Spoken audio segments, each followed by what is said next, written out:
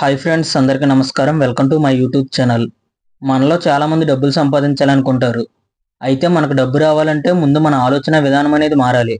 అంటే మన దగ్గర సంపద ఉండాలన్నా లేదా పోవాలన్నా ఇది పూర్తిగా మన మైండ్ సెట్ మీద ఆధారపడి ఉంటుంది.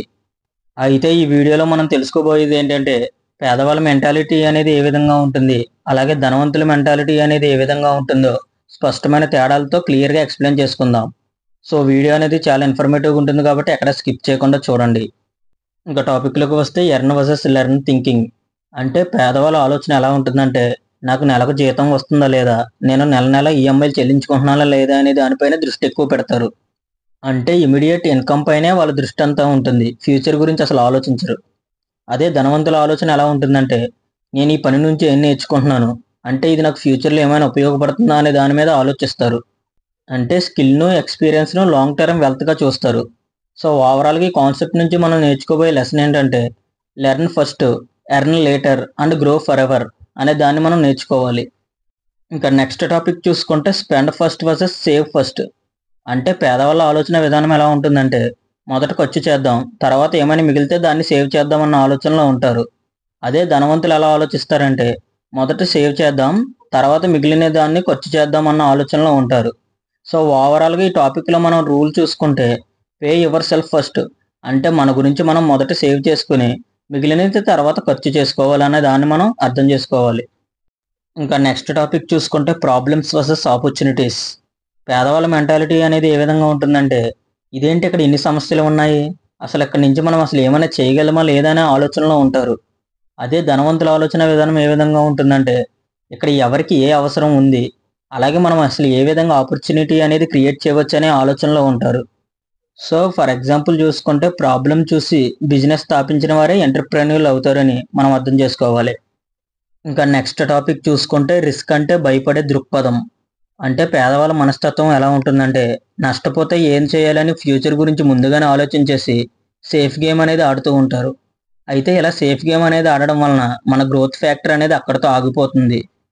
అదే ధనవంతుల ఆలోచన విధానం ఎలా ఉంటుందంటే, కాలిక్యులేటెడ్ రిస్క్ తీసుకుంటేనే రివార్డ్ అనేది ఉంటుంది. సో వాళ్ళు కాలిక్యులేటెడ్గా రిస్క్ తీసుకుని రివార్డ్ని అనేది ఎర్న్ చేస్తూ ఉంటారు.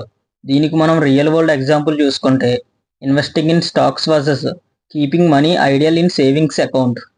సో ఓవరాల్గా మనం కనుక గ్రో అవ్వాలంటే ఖచ్చితంగా రిస్క్ అనేది తీసుకోవాలి.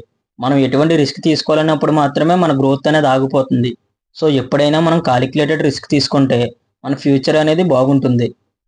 ఇంకా నెక్స్ట్ టాపిక్ చూసుకుంటే time is equal to money అనేది ఎలా చూస్తారు. అంటే పేదవాళ్ళ ఆలోచన విధానం చూసుకుంటే, రోజుకి 8 గంటలు పని చేస్తే మనకు డబ్బు వస్తుందనే ఆలోచనలో ఉంటారు. అంటే టైం ఫర్ మనీ ట్రాప్. అదే ధనవంతుల ఆలోచన విధానం ఎలా ఉంటుందంటే, నేను నిద్రపోతున్నా కూడా నాకు పని చేయాలి. అంటే ప్యాసివ్ ఇన్కమ్, ఇన్వెస్ట్మెంట్, అలాగే ఎసెట్స్. దీనికి మనం వారెన్ బఫెట్ గారి యొక్క మాట ఎగ్జాంపుల్గా తీసుకుంటే, if you don't find a way to make money while you sleep, you will work until you die. అంటే మీరు నిద్రపోతున్నప్పుడు డబ్బు సంపాదించే మార్గాన్ని కనుగొనలేకపోతే మీరు చనిపోయే వరకు మీరు పనిచేస్తూనే ఉండాలి అని అర్థం. అంటే మనం దీన్ని ఎర్లీ స్టేజ్లోనే అర్థం చేసుకొని మన టైంని ప్రాపర్గా యూటిలైజ్ చేసుకుంటే మనం కూడా ప్యాసివ్ ఇన్కమ్ మార్గాల్ని కనుగొనవచ్చు. ఇలా కనుగొంటే మన లైఫ్లో మనకి ఫైనాన్షియల్ ఫ్రీడమ్ అనేది లభిస్తుంది. లేదంటే మనం కూడా అప్పుల్లో పడే అవకాశాలు అనేవి ఉంటాయి. సో దీన్ని అర్థం చేసుకుని మనం టైంని జాగ్రత్తగా యూజ్ చేసుకోవాలి. ఇంకా నెక్స్ట్ టాపిక్ చూసుకుంటే అదర్స్ని బ్లేమ్ చేయడం వర్సెస్ సెల్ఫ్ రెస్పాన్సిబిలిటీ. అంటే పేదవాళ్ళ మైండ్ సెట్ ఎలా ఉంటుందంటే, నాకు జీతం అనేది చాలా తక్కువగా వస్తుంది, అలాగే నాకు అసలు ఆపర్చునిటీస్ అనేవి లేవు, ఒకవేళ ఆపర్చునిటీస్ ఉంటే కనుక నా లైఫ్ని నేనే చేంజ్ చేసుకునేవాడిని అని ఇతరులను బ్లేమ్ చేస్తూ ఉంటాడు. అదే ధనవంతుల ఆలోచన విధానం ఎలా ఉంటుందంటే, నేను నేర్చుకోవాలి, నేనే నా భవిష్యత్తుని ఓన్గా క్రియేట్ చేసుకోవాలి, అలాగే ఆపర్చునిటీస్ని కూడా నేనే క్రియేట్ చేసుకోవాలి అనే ఆలోచనలో ఉంటాడు. సో ఓవరాల్గా మన మైండ్ సెట్ని చేంజ్ చేసుకోవాలంటే ఫ్రమ్ విక్టిమ్ నుంచి టు క్రియేటర్గా చేంజ్ అవ్వాలి. అంటే మన లైఫ్లో మనం ఇతరులను బ్లేమ్ చేయకుండా మన లైఫ్ని మనమే సెల్ఫ్గా రెస్పాన్సిబిలిటీ తీసుకుని దానిని మనం ఆపర్చునిటీస్ కింద క్రియేట్ చేసుకుని మనమే ముందుకు సాగాలి. అంతే తప్ప ఇతరులను బ్లేమ్ చేయకూడదు. సో ఇలా చేయడం ద్వారా మనం ధనవంతులుగా మారే అవకాశాలు అనేవి ఎక్కువగా ఉంటాయి. సో ఓవరాల్గా ఫైనల్గా చెప్పాల్సింది ఏంటంటే, మనీ అన్నది ఒక నెంబర్ కాదు, అది ఒక యాటిట్యూడ్. పేద మరియు ధనవంతుల మధ్య ప్రధాన తేడా ఏంటో తెలుసా? డబ్బు కాదు, ఆలోచన విధానం. మీరు ఎంత సంపాదిస్తున్నారో కంటే మీరు ఎలా ఆలోచిస్తున్నారనే దాని మీదే మీ సంపద అనేది నిర్ణయించబడుతుంది. ఆదాయం మారకపోయినా సరే, ఆలోచన మారితే భవిష్యత్తు అనేది మారుతుంది. సో ఇది ఫ్రెండ్స్ ఓవరాల్‌గా వీడియో. ఈ వీడియో మీకు నచ్చిందనుకుంటున్నాను. అలాగే ఈ వీడియోలో ఏమైనా మిస్టేక్స్ ఉంటే క్షమించండి. అలాగే వీడియో కొంచెం ఇన్ఫర్మేటివ్‌గా ఉన్నా లైక్ చేయండి. ఈ ఇన్ఫర్మేషన్‌ని మీ ఫ్రెండ్స్ అండ్ ఫ్యామిలీ మెంబర్స్‌తో షేర్ చేయండి. ఇలాంటి మరిన్ని వీడియోస్ కోసం మన ఛానల్‌ని సబ్స్క్రైబ్ చేసుకోండి. Thank you for watching. మరొక వీడియోతో మళ్ళీ కలుద్దాం.